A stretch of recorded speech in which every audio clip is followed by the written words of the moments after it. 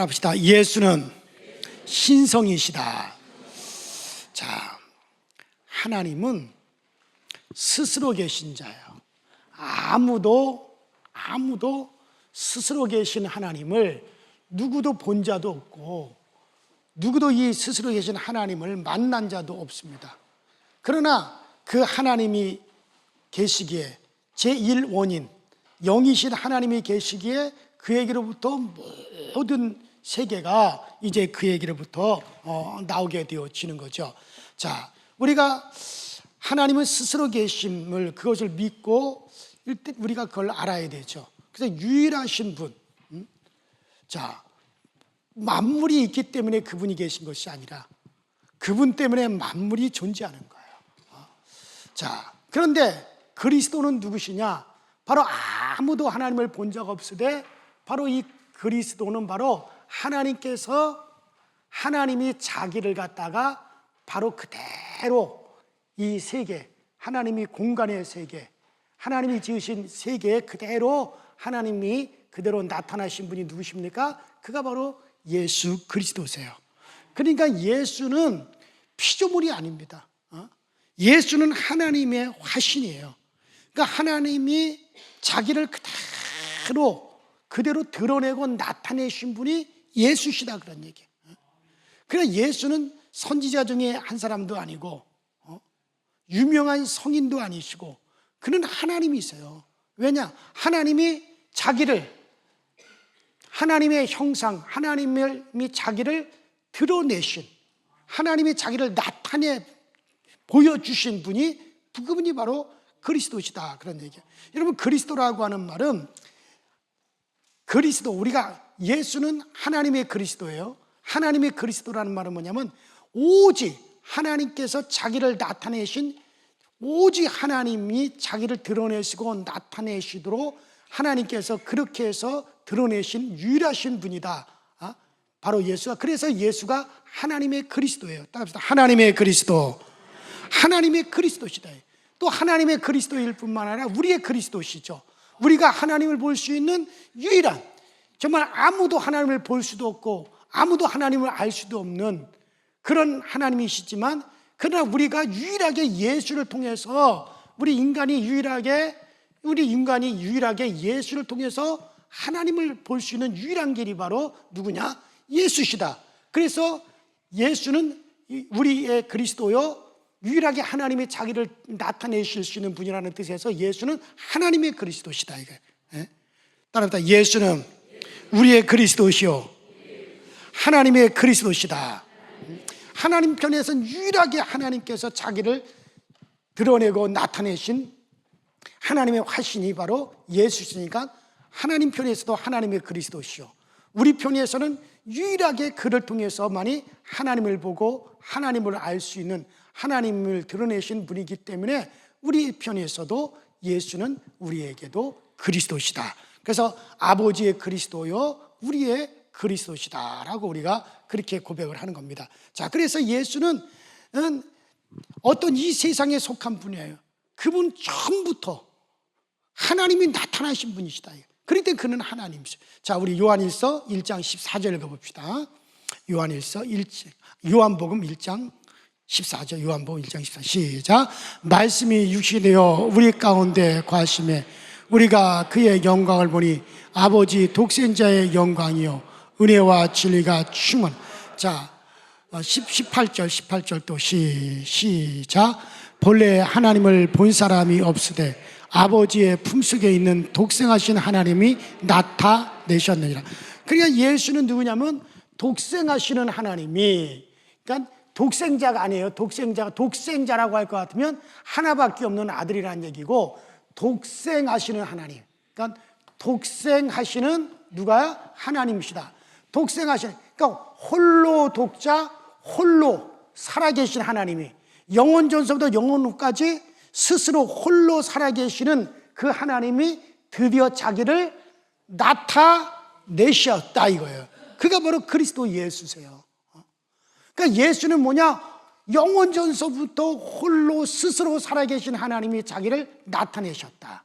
그래서 예수는 뭐냐? 독생하신 하나님, 홀로 살아계시는 독생하시는 하나님이 자기를 나타내셨다라고. 그래서 예수는 나타나신 하나님이에요. 하나님이 자기를 나타내셨어요. 그러니 여호와 증인들은 예수를 피조물이라고 생각하니까 우리하고 다른 거예요. 그들의 신앙하고 우리하고 신앙이 달라요. 그들이 믿는 하나님과 우리가 믿는 하나님이 달라요. 예수 그리스도가 하나님이 육신으로 오신 것을 부인하는 자마다 적그리스도의 영이라고 그랬어요. 그들은 예수, 그러니까 하나님이 육신으로 나타나신 분이 예수라고 하는 걸 부인하고 예수님을 우리와 같은 피조물이요 선지자 중에 하나다라고 생각을 해요. 그래서 여호와 증인들은 근본적으로 영이 다른 영, 그리스도의 영이 아니에요. 그들은 그 타협할 가치가 없는 거죠.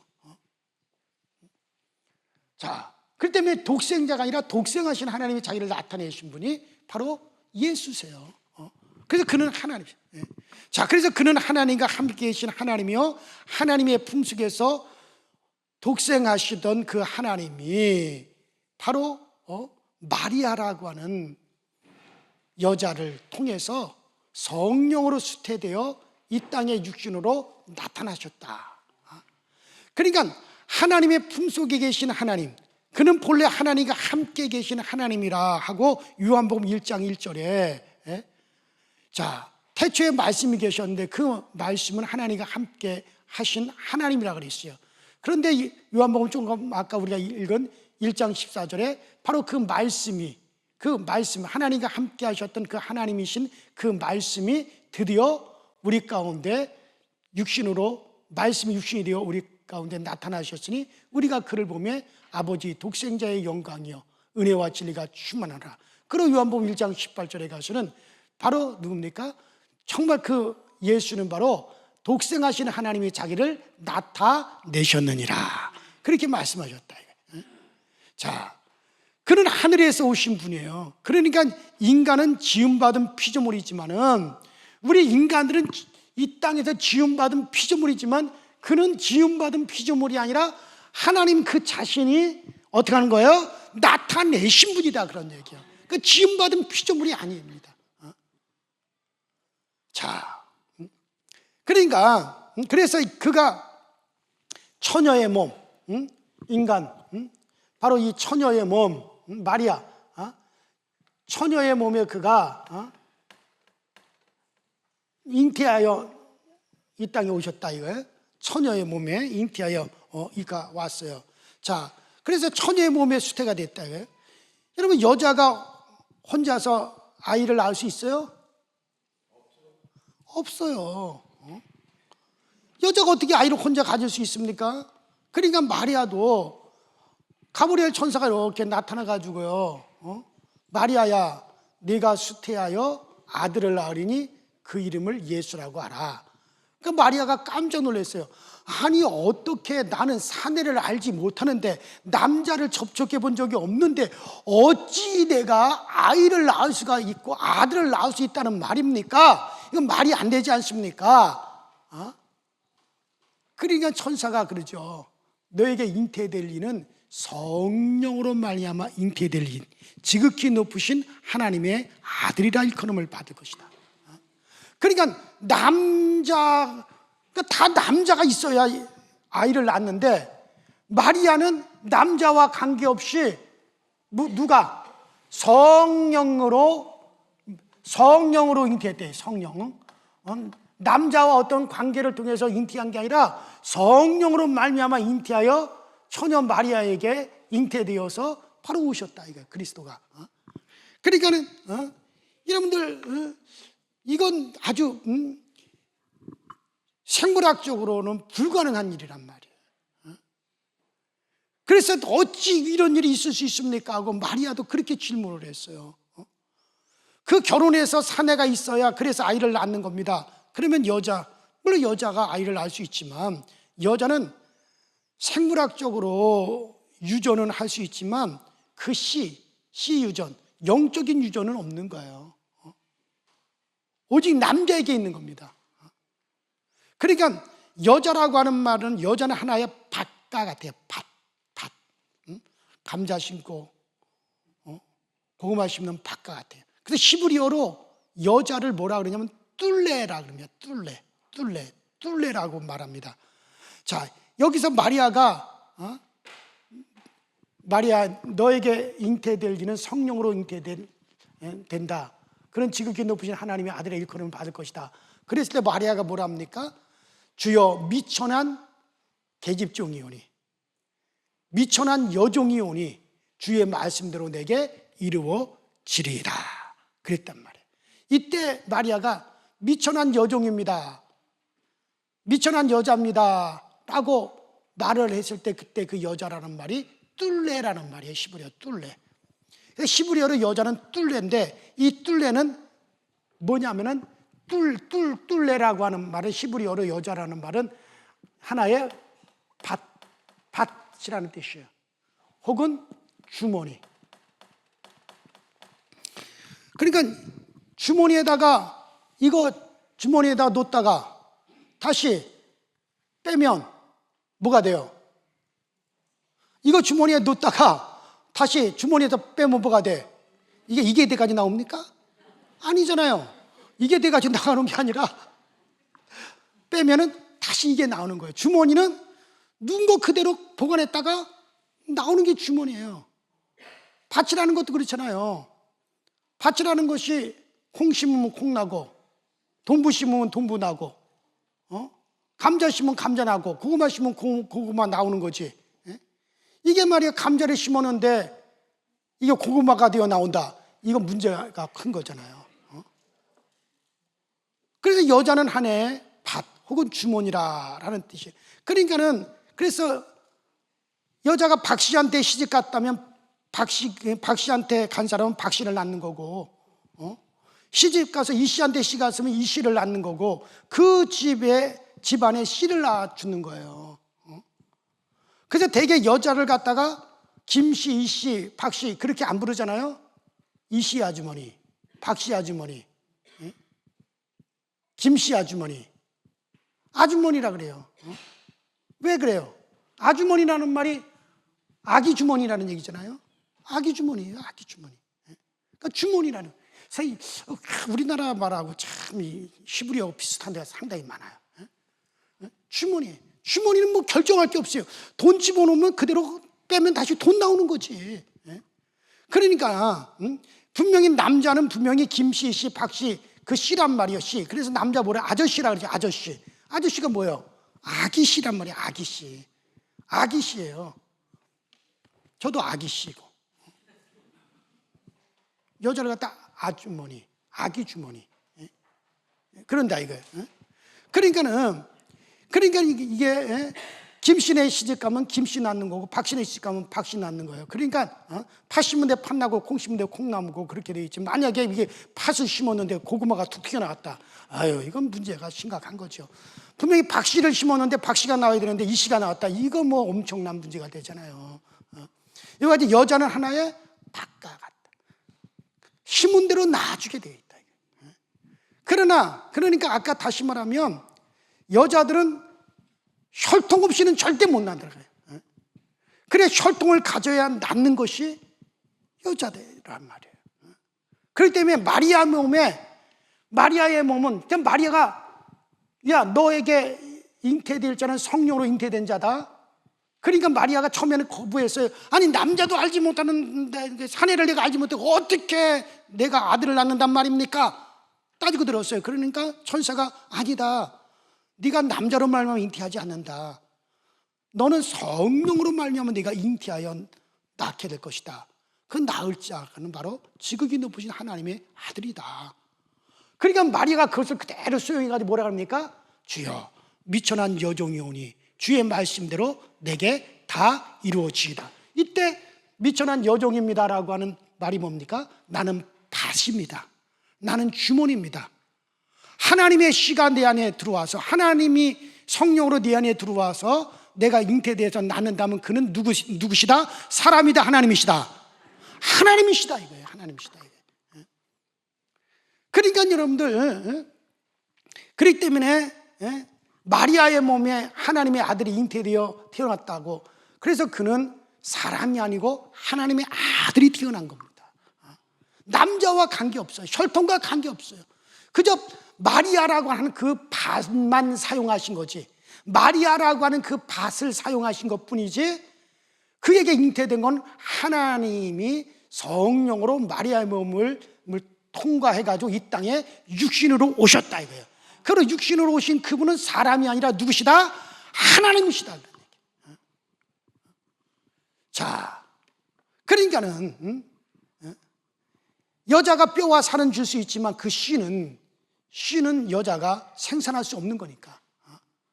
그러니까 곧 박씨가 신겨지면 박씨 낳듯이 곧 하나님의 아들이 성령으로 여자의 몸에 잉태되었을 때 사람이 섞인 것이 아니라 오직 하나님의 씨만이 나오게 되어 있는 거예요. 이것을 가리켜 따라합시다. 예수님의 신성이시다. 이것을 가리켜 예수의 신성이다라는 말을 쓰는 겁니다. 신성. 자, 여러분, 그래서 그리스도는 그의 육신 안에 하나님의 신성으로 충만하였다. 하나님의 신성이 충만하다. 하나님의 신성이 그에게 충만하다. 오직 하나님의 신, 이걸 가리켜 하나님 신성. 그래서 우리의 신앙은 뭐냐? 우리의 신앙은 바로 이걸 인정하는 겁니다. 뭘 인정하느냐? 신성을 인정하는 거예요. 따라합시다. 예수는 신성이시다. 그래서 성경에 신성이라는 말이 나오죠. 예수는 신성을 인정하는 거예요. 왜? 그는 육신의 몸으로 이 세상에 왔으나 그는 하나님이 오신 것이다. 그래서 그는 신성이시다. 따라합시다. 예수는 신성이시다. 자, 그래서 예수는 신성이시다. 그래서 처녀의 몸에 수대된 처녀의 몸에 낳았다고 하는 것을 우리가 믿어야 되는 거예요. 그러니까 우리의 신앙 고백이 동정녀 마리아에게 나시고, 반드시 거기는 뭐가 들어가야 돼요? 동정녀, 남자를 알지 못하는 처녀의 몸에 낳았다. 이게 우리의 신앙 고백에 들어가는 거예요. 그래서 사도행전신경에도 이것이 처녀의 몸에서 낳았다는 거, 남자를 알지 못할 때 낳았다는 거, 남자와 관계없이가 태어났다는 거, 이게 우리의 신앙 고백이거든요. 왜? 그는 바로 성령으로 잉태하여 태어나신 바로 하나님이시다 이거예요. 그래서 우리의 신앙 고백은 처녀의 몸에서 태어나신. 그래서 우리가 사도신경에도 반드시 동정녀 마리아에게서 나시고, 이게 붙어야 되는 거예요. 왜? 그래야만이 예수님의 신성을 우리가 고백하는 거고 인정하는 거예요. 그래서 그리스도의 신성을 우리가 아주 중시하기 때문에 신성이라고 하는 그 예수가 하나님의 아들이심을 우리는 믿는 겁니다. 이것이 바로 신의 권위, 신적인 권능, 본질을 가지셨다. 따라합시다. 예수는 신의 본질, 신적인 권위, 신적인 본질을 가지셨다. 그래요. 이게 바로 예수님의 신성이시다 그런 얘기예요. 자, 그래서 신성이다. 그래서 여러분, 의인이라고 하는 말은 예수가 의인이 되시는데, 자, 그는 바로 이 신성이 있기 때문에 예수는 뭐가 되시느냐? 따라합시다. 예수는 의인이시다. 자, 그가 바로 의인이시라고 하는 건 예수가 바로 신성이기 때문에 의인이 되는 거예요. 그런 신성이기 때문에 뭐가 없으시냐? 죄가 없으시다 이거예요. 여러분들, 의인이란 말은 예수가 의인이 되시는데, 의인이 의인 되시면 죄가 없어야지 의인이 되는 겁니다. 자, 그는 곧 하나님의 아들로 태어나신 분이요, 그의 몸에는 하나님의 신성으로 충만하시게 그는 의인이십니다. 죄가 없으시다 그런 얘기예요. 여러분, 의인은 죄가 없으신 자라 그 말이에요. 여러분, 노아도 의인이라 그러죠. 아브라함도 의인이라 그러죠. 그러나 노아가 의인된 것은 그러니까 믿음으로 말미암아 의인이 된 거고, 아브라함이 의인이 된 것은 그 또한 믿음으로 말미암아 의인이라 인정함을 받은 것이지, 그들은 의인으로 태어난 건 아니란 말이에요.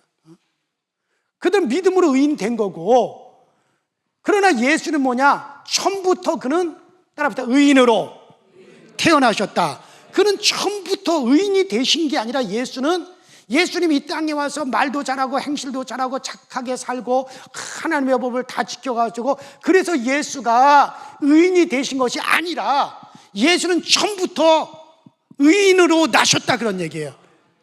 무슨 말 이해가 되세요? 예수는 처음부터 의인으로 나신 분이에요. 자, 여러분들, 의라고 하는 말은 의라고 하는 말은 쉽게 말해서 법이라는 말과 똑같습니다. 따라합시다. 의는 법이다. 의라고 하는 말은 법이라고 하는 말이에요. 의라고 하는 말은 법이다. 그냥 예수는 의인이다라고 하면 예수가 뭐다? 법이다. 예수가 법이다. 여러분, 법이라고 하는 건 죄가 없는 겁니다. 법에는 죄가 있을 수가 없어요. 왜냐하면 법을 위반하는 자가 위법자이지, 법 자체가 위법자에 의해서 법이 위법이 되는 건 아닙니다. 그러니까 법은 그 자체가 공의롭게도 하고 불의하게도 하는 거예요. 법은 그 법 자체가 의롭게도 만들 수 있고 불의하게도 만들 수 있는 게 법입니다. 법 자체가 의인이에요. 법 자체가 의예요. 여러분들, 예를 들어서 1980년도에 말이에요. 어제까지만 하더라도 머리를 쫙 기르고 이러고 다녀도 멋있다. 누가 뭐라 그러질 않았어요. 머리를 갖다가 팍 풀어헤치고, 저기 또 지금 갑자기 끌라 그러면 그거 안 꺼져 또. 아주 속썩이 하여튼간 요새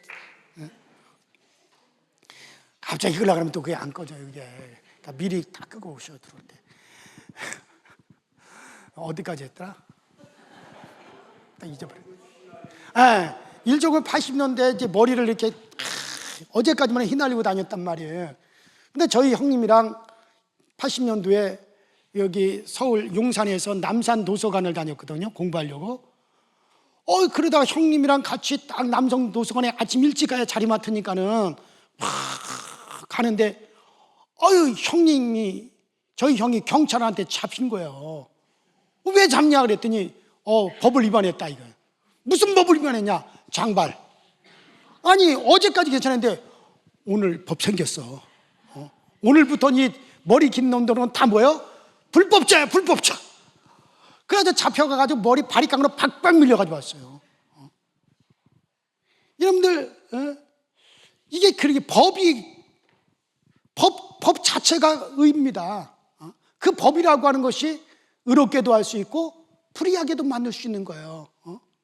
저희들이 어렸을 때 개구리 많이 잡아먹었습니다. 겨울철에 계곡에서 돌들 쳐가지고 동면하는 개구리 잡아가지고 먹으면 그건 뭐 내장도 깨끗하고 뭐 아닌가 그대로 그냥 튀겨가지고 구워가지고 통째로 그냥 많이 먹었죠. 그래가지고 아주 그때는 그게 뭐 최고의 단백질이고 최고 좋은 오메가3고 그리고 박정희 대통령도 그래서 국민들의 영양 공급을 해서 개구리를 많이 양식해서 먹으라고 박정희 대통령이 그렇게까지 했다고요. 근데 지금 어때요? 개구리 먹으면 감옥 가요. 왜? 법이 만들어졌으니까. 개구리 먹으면 감옥 가요. 어제 장희철 권사님 저기 산에서 도토리 줍는 사람 신고했다고 하는데, 요새는, 전에는 뭐 산에 가서 도토리 줍고 밤 줍고 누가 뭐라 그럽니까? 서로 많이 주워다가 먹고 그랬죠. 지금은 어떻게 산에 올라가는 입구에 딱 써 있죠. 무슨 법 몇 종 몇 번 법 몇 종 몇 항에 의거해서 다람쥐들이 먹고 토끼들이 먹어야 될 도토리 이런 밤을 줍는 자는 무슨 몇만 원 벌금에 처한다. 법이 생겨가지고 요새 여러분들 그거 도토리라는 거 줍다가요 걸리면 감옥 갑니다. 얼마 전까지만 해도 아무런 상관이 없었어요. 그 법이 만들어지니까 그때부터 불법자가 되는 거예요. 불의한 자가 되는 거예요. 사람들한테 지탄에 대해서 전에는 내가 도토리 주고 간다 하도 누가 뭐라 그랬어요. 그러나 지금 도토리 주면 저기 다람쥐 먹을 걸 갖다가 주웠다고 막 사람들이 막 뭐라고 그런단 말이에요. 그 법을 위반한 거예요. 그는. 전에야 뭐 개고기 맘 놓고 먹었잖아요. 옛날에 게장국이라 그래가지고 장례식장에는 꼭 게장국을 먹었어요. 장례식장에서 게장국 먹었다 그 개고기를 갖다 게장국이라 가지고 시뻘겋게 해가지고 장례식장에서 그거 먹었어요. 왜냐하면 개가 귀신을 쫓는다 그래가지고요. 그래가지고 게장국을 갖다 장례식장에서는 뭐 지금도 저기 만주 그러니까 저기 지금도 저 동북성에 있는 조선족들은 다 게장국 먹습니다. 장례식장에 가면 다 북한 쪽에서도 그렇고. 근데 지금은 그게 전통 관습이에요. 그리고 개 길러가지고 여름철에 개 잡아먹어서 동네 사람들 영양 보충하고 농번기 때 그거 먹고 심어둬가지고 또 일하고 그랬대. 지금 개 먹었다가는 이건 뭐 그냥 감옥 가는 거야. 내가 이 말한 것도 이거 걸릴지도 몰라 이거. 응? 개권을 갖다 무시했다고. 그러니까 뭐 이게 법이 바뀌면 그 법이 의로우냐 불의하냐를 그 법이 결정을 하니까 그 법이 그렇게 만드는 겁니다. 자, 그러니까는 그런데 의인이라고 하는 말은 따라합시다. 법이다. 근데 예수를 의인이라고 하면 따라합시다. 예수가 법이다. 그러니까 이제는 예수가 법이라는 얘기예요. 그러니까 예수는 의인으로 나셨어요. 이 땅에 의인으로 나신 분은 아무도 없습니다. 누구 하나요? 예수 하나만이 의인으로 나서 나머지는 뭐 노아니 에녹이니 뭐 모세니 아브라함이니 이 사람들은 다 믿음으로 말미암아 의인이라 인정함을 받은 거고 믿음으로 의인이 된 거고, 그러나 그들은 처음부터 의인은 아니잖아요. 그러나 예수는 의인으로 나신 거예요. 그러니까 오직 예수만이 의의 기준이 되는 예수가 뭐다? 따라서 예수가 법이다. 그러니까 예수가 법이 돼버린 거예요. 그러므로 이제는 예수 그리스도가 척도가 돼가지고 예수가 기준이 돼가지고 예수 그리스도로 말미암아 의인이 되고 의인이 안 되고 이제 무엇으로 나누어지느냐? 예수로 나누어지는 거예요. 하나님이 그렇게 하신 거예요. 뭐 불만 있으세요? 하면은 안 하시네. 오직 예수를 의인으로 나게 하셔서 예수가 법이 되게 하셨어요. 그래서 이제는 네가 의인이냐 아니냐, 네가 법을 지켰으면 의로운 거고 법을 안 지켰으면 불의한 거 같은 뜻이, 네가 예수를 믿으면 너는 뭐가 되고 의인이 되고, 예수 안 믿으면 너는 불의한 자가 된다 이거예요. 불만 있어요? 그분이 정했는데 뭐 예수가 법인데 뭐 어떻게 할 거냐고 이거는. 이거는 변할 수 없는 거예요. 예수가 이제 척도예요. 그분만이 의인이냐 불이냐 그분만이 결정을 하는 거예요. 그러니까 과거에 이 법이 오지 않았을 때는 의인이 없을 때요. 그러니까 의인은 없나니 하나도 없어요. 이 세상에 이 스스로 의인으로 태어난 자가 어디 있어요? 다 이 세상에서 믿음으로 의롭다 인정을 받고 믿음으로 의인이 된 거지, 아무도 예수 말고는 아무도 없다 이거예요. 의인으로 난 자는 아무도 없다.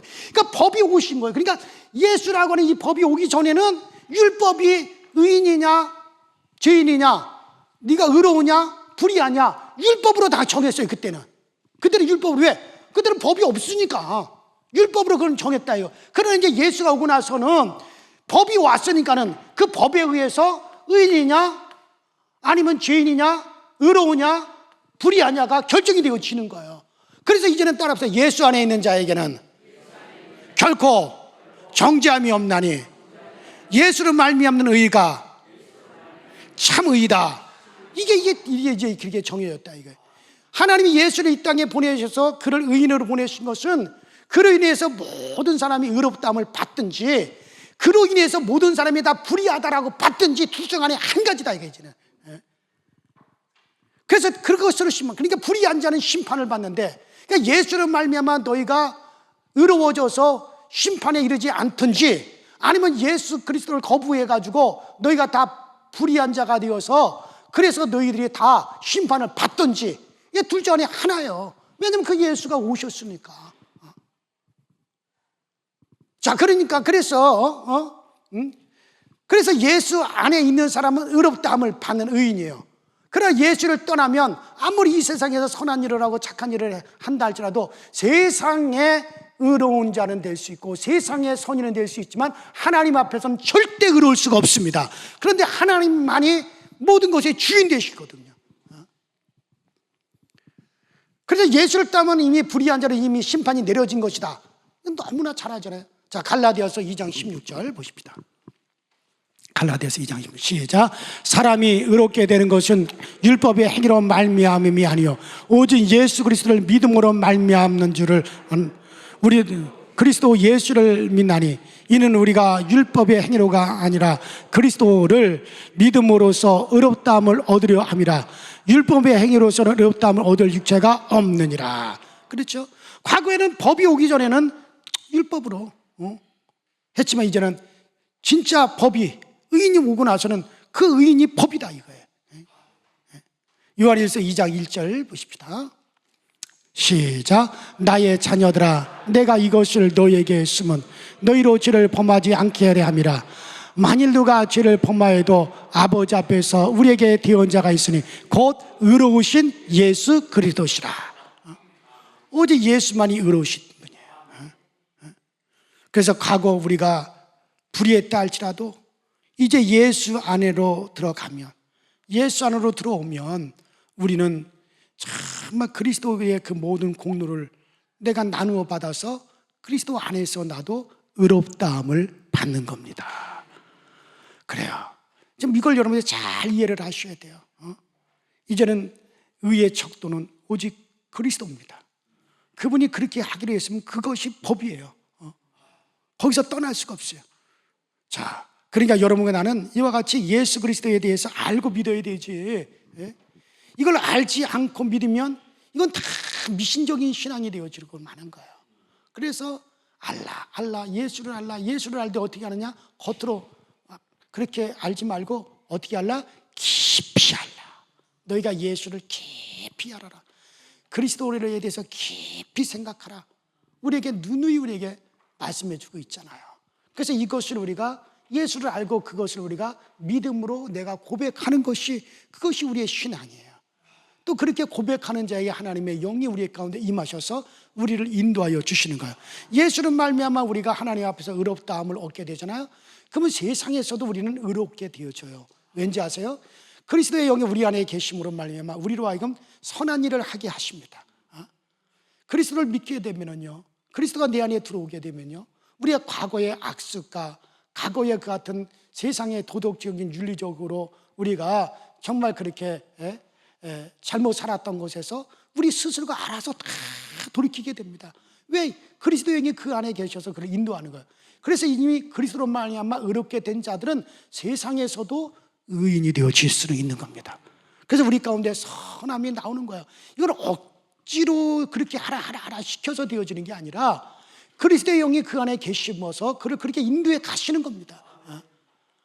그래서 우리가 그렇게 세상에서도 선하고 착한 행실로 우리가 하나님께 영광을 돌릴 수가 있는 것이죠. 그래서 여러분들 정말 믿음의, 물론 우리가 열심으로 열정을 가지고 신앙생활을 하는 것도, 어떤 봉사생활하고 그렇게 하는 것도, 그것도 하나의 믿음의 한 부분인 것은 틀림이 없어요. 그러나 우리가 알고, 우리가 정말 진리를, 지식을, 예수를 아는 지식을 가지고 이것을 우리가 신앙으로 고백하면서 우리가 믿는 것은, 이건 신학적인 믿음입니다. 무슨 믿음이라고요? 신학적인 믿음이에요. 이런 신학적인 믿음이 우리 가운데 있으셔야 됩니다. 이건 알고, 지식으로 내가 알고 믿는 거죠. 그래서 우리는 분명한 지식을 가지고 있어야 되는 거죠. 그래서 이걸 신학적인 믿음이다. 그래서 신학을 가진 믿음이 있는 자다, 그런 얘기죠. 그러니까 모르고 믿는 것은 미신적인 믿음이에요. 그러나 분명히 그분에 대한 진리, 지식, 예수 그리스도를 아는 그런 지식을 가지고 믿는 것은 신학적인 믿음이라 그래요. 그래서 여러분들의 신앙은 미신적인 신앙이 아니라 무슨 신앙이에요? 신학적인 신앙. 여러분 수준을 내가 지금 자꾸 높여놓고 있는 거예요. 그동안에 착실하게 이 오예배 때 지금 계속 성경 공부한 것만 착실하게 들었어도 어디 가든지 여러분들 말 못할 게 없을걸요. 어디 가서든지 답변하지 못할 게 없을 거예요.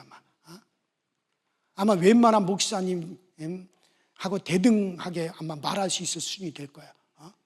뭐 어느 대학 교수가 와서도 여러분들이 절대 이런 걸 여러분들이 절대 꿀리지 않을 거예요. 근데 문제는 뭐냐? 안 들었다는 거죠. 듣지 않고, 들어도 그냥 다 잊어버리고 다시 복습도 안 하고. 그래서 오후 예배는 제가 계속 성경 공부식으로 계속 제가 해나가잖아요.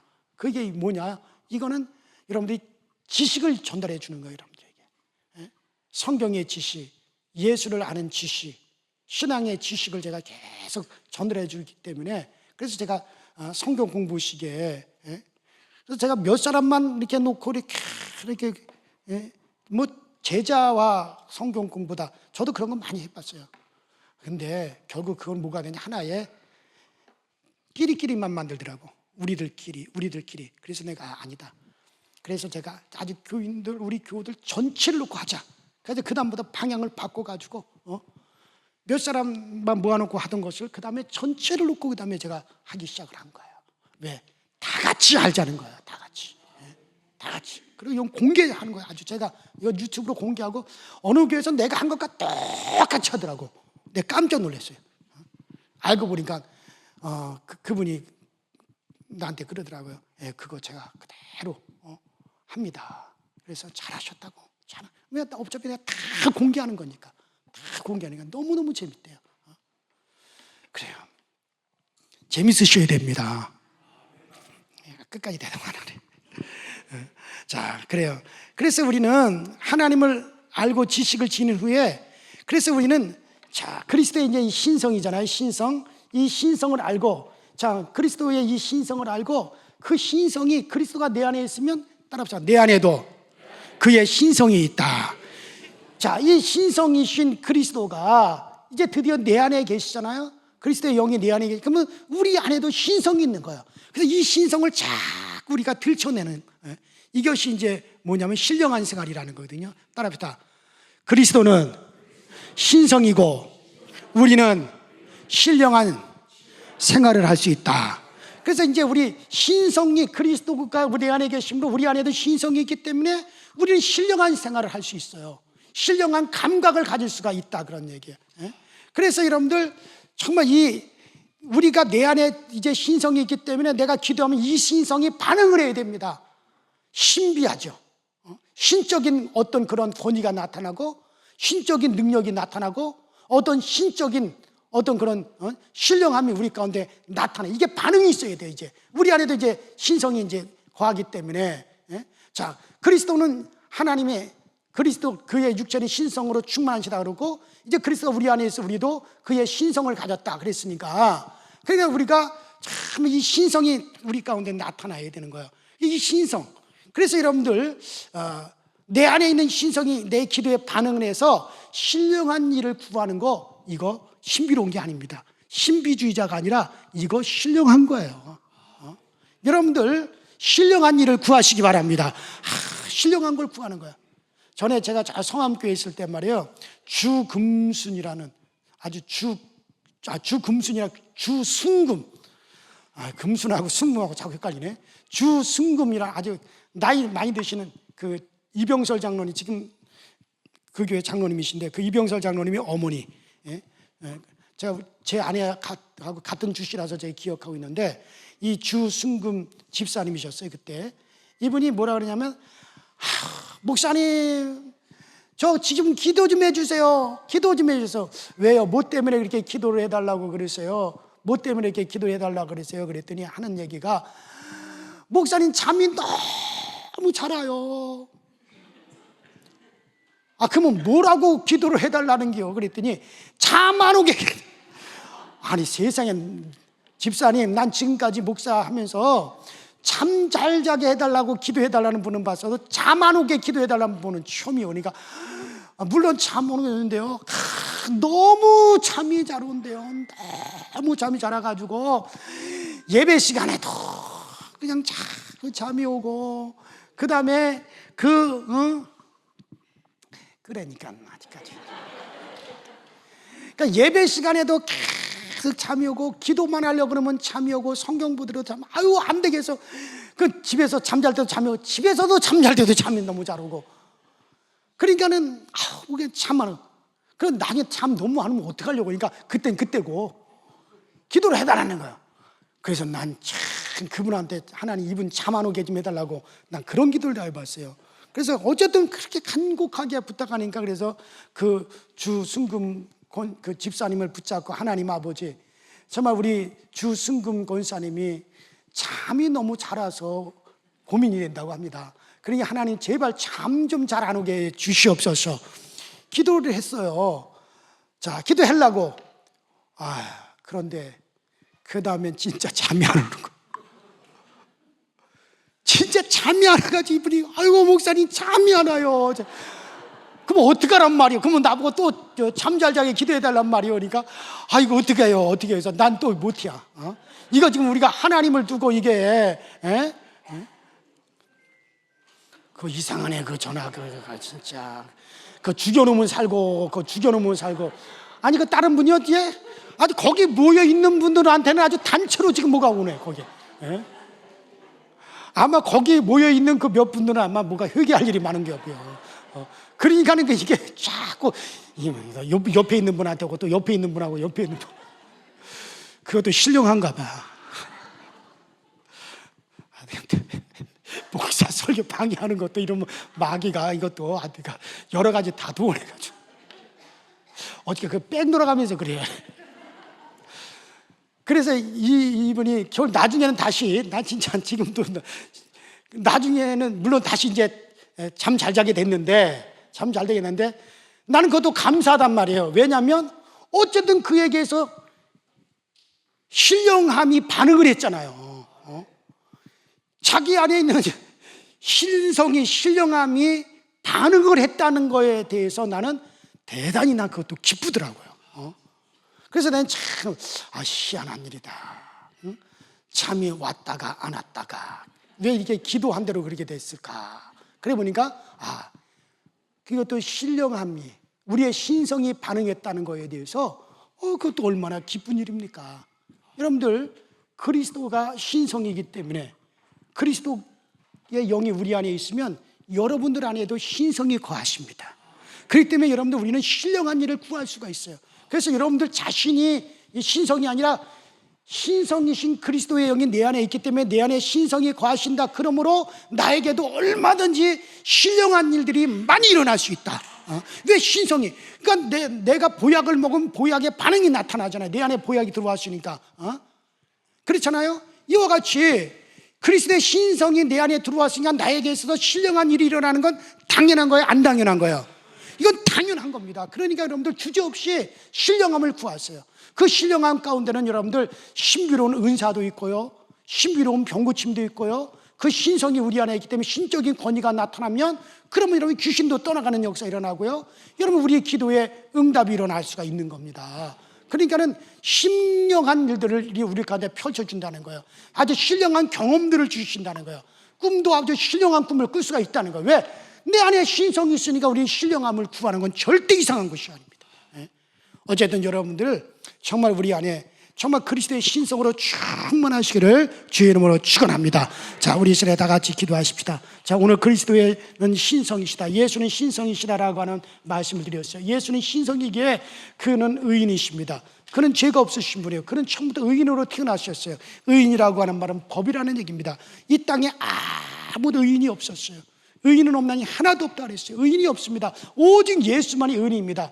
나머지 사람은 다 믿음으로 의인이 된 거죠. 그러므로 그분은 의인이기 때문에 예수가 법이에요. 그러므로 그분이 이제 의로우냐 불의하냐 오직 예수가 척도입니다. 예수 안에 있으면 그 예수 그리스도의 공로로 예수 그리스도의 의를 우리가 받아서 우리도 의인 되지만 예수 바깥에서는 여러분 다 우리는 죄인일 수밖에 없고 불의할 수밖에 없어요. 불의한 것은 불의한 것에 대한 심판이 하나님에게로부터 임합니다.